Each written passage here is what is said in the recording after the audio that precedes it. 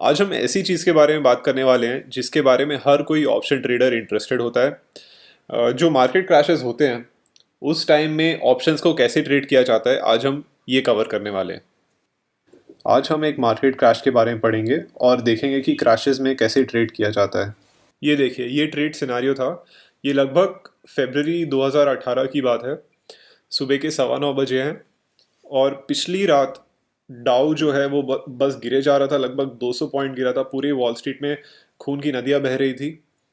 और pre market में जो बेयर्स हैं यहाँ पे इंडिया में, वो रुकने का नाम नहीं ले रहे थे और निफ्टी लगभग 300 पॉइंट गिर चुका था। तो इसका ये मतलब था कि निफ्टी जो है 350 पॉइंट लोअर खुलने वाला था, यानी गैप डाउन होने वाला था। ये सब देखकर आपको लगा होगा कि ये बहुत ही अच्छा चांस है पैसे बनाने का और आप बहती गंगा में हाथ धोना चाहते हैं। ये सब देखकर आप ये सोच रहे होंगे कि आपको कौन सी पोजीशन लेनी चाहिए जिससे आप मैक्सिमम प्रॉफिट कर सकें। ये देखिए, ये निफ्टी फ्यूचर्स का उस दिन का चार्ट है।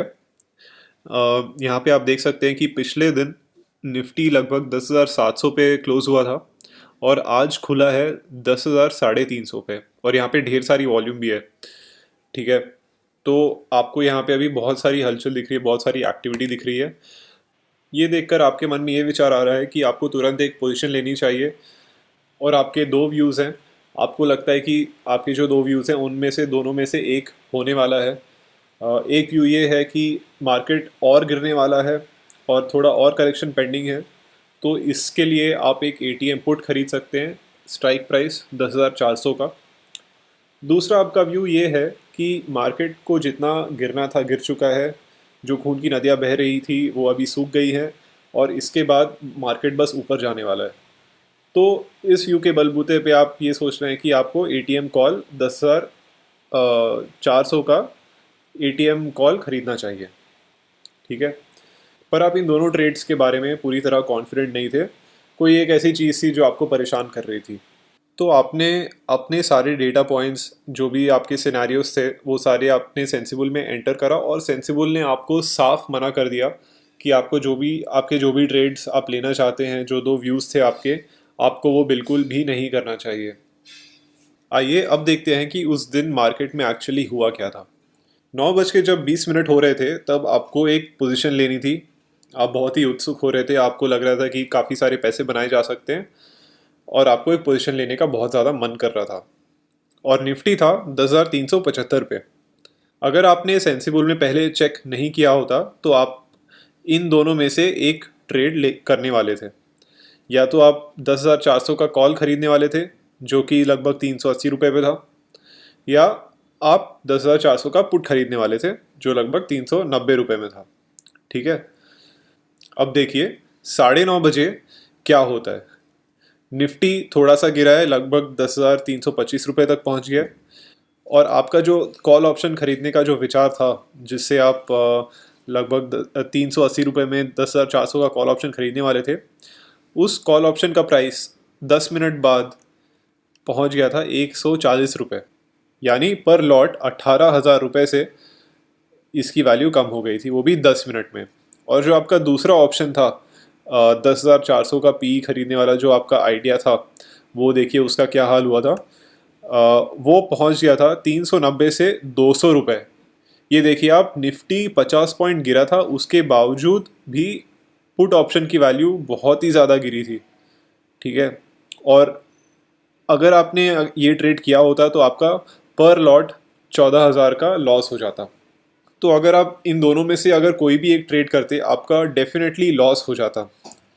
अगर निफ्टी 10,550 तक भी चले जाता तो आपका जो कॉल ऑप्शन खरीदने वाला जो आइडिया था वो भी लॉस में रहता। तो आइए देखते हैं कि ये जो है, ये इतना जो प्राइस गिरा है, इसके इसके पीछे कारण क्या था। हम अभी उसके बारे में बात करेंगे।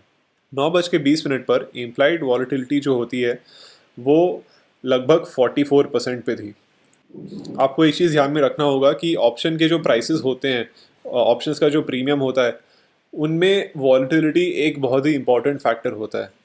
और जब 9:40 हो गए थे, जब मार्केट थोड़ा बहुत सेटल हो गया था, तो उस टाइम जो इम्प्लाइड वॉलेटिलिटी यानी आईवी जो है वो गिर गई थी 20% तक। ठीक है, यहाँ पे आप देख सकते हैं इम्प्लाइड वॉलिटिलिटी जो थी वो लगभग आधी हो गई, इनफैक्ट आधी से ज़्यादा कम हो गई थी। तो इससे हमें ये पता चलता है कि जब वॉलिटिलिटी हाई रहती है तो ऑप्शंस के प्रीमियम भी बहुत ही ज़्यादा हाई रहते हैं। ठीक है, और वो इसलिए होता है क्योंकि जब वॉलिटिलिटी हाई होती है तो इसका ये मतलब है कि मार्केट बहुत ही ऊपर नीचे मूव हो रहा है। तो जो ऑप्शन सेलर्स हैं उनके उनके लिए ऑप्शन सेल करना बहुत ही ज़्यादा रिस्की होता है। ठीक है, तो इसलिए सेलर्स जो हैं वो ज़्यादा प्राइस मांगते हैं ऑप्शन बेचने के लिए जब वॉलिटिलिटी बहुत ही हाई होती है। तो ये पूरी कहानी का सार ये है, मॉरल ऑफ द स्टोरी ये है कि अगर आप वॉलिटिलिटी को आप इग्नोर करोगे तो चाहे आप कितने भी सही हो, आपका लॉस होने वाला है। ठीक है, अगर आपने मार्केट की दिशा जो भी है सब कुछ एकदम परफेक्टली आपने सब कुछ परखा है और आप आपका व्यू भी सही है, पर आपने वॉलिटिलिटी को कंसिडर नहीं करी, तो बहुत ही ज़्यादा चांसेस ये हैं कि आपका लॉस होने वाला है। तो इसीलिए कोई भी ऑप्शन ट्रेड प्लेस करने से पहले आपको वॉलिटिलिटी चेक करना ज़रूरी है। ठीक है, हाई वॉलिटिलिटी जो होती है वो अक्सर ऑप्शन सेलर्स के लिए बहुत ही अच्छा होता है, क्योंकि जब इम्प्लाइड वॉलिटिलिटी जब क्रैश होती है, हाई से लो जब क्रैश होती है, तब ऑप्शंस की वैल्यू बहुत ही ज़्यादा गिरती है। तो इस टाइम पे अगर आप ऑप्शन सेलर हैं तो आप काफ़ी ज़्यादा मुनाफा कर सकते हैं। वैसे ही ऑप्शन बायर्स के लिए बहुत ही ख़राब होता है हाई वॉलिटिलिटी, क्योंकि जब वॉलिटिलिटी गिरती है, फिर से प्राइसेस कम होने वाले हैं, तो यहाँ पे क्या होता है कि बाई लो सेल हाई की जगह आप बाई हाई सेल लो करते हैं, और जिससे आपका प्रॉफिट एंड लॉस स्टेटमेंट भी पूरा लाल हो जाता है। आइए ये सब में देखते हैं कि सेंसिबल आपकी कैसी मदद कर सकता है। सेंसिबल एक प्लेटफॉर्म है जो यूजर्स को बताता है कि कब ट्रेड नहीं करना चाहिए। लोगों से अक्सर ऐसी गलतियां होती हैं, जैसे बहुत ही ज़्यादा बेट करना या बहुत ही बार बेट करना, या किसी इवेंट के पहले कैसे बेट करना, या स्टॉप लॉस नहीं रखना। कई बार ऐसा होता है कि जो हम गलतियां करते हैं उसके कारण जो हमारा लॉस होता है वो हमारे जो अच्छे ट्रेड्स हैं उसके प्रॉफिट से कहीं ज़्यादा होता है। तो अंत में जो लॉसेस होते हैं वो पूरे प्रॉफिट्स को बैलेंस आउट कर देते हैं। आप ये मान सकते हैं कि सेंसिबल उस आदमी के जैसा है जो आपके साथ पोकर टेबल पे खड़ा रहता है, और जब आप कोई ख़राब बेट कर रहे हैं तो वो आपको कहता है कि भाई क्या कर रहे हो, रुक जाओ। इसी से हमारा ये वीडियो समाप्त होता है। आशा करता हूँ कि आपको कुछ इंटरेस्टिंग आज सीखने को मिला।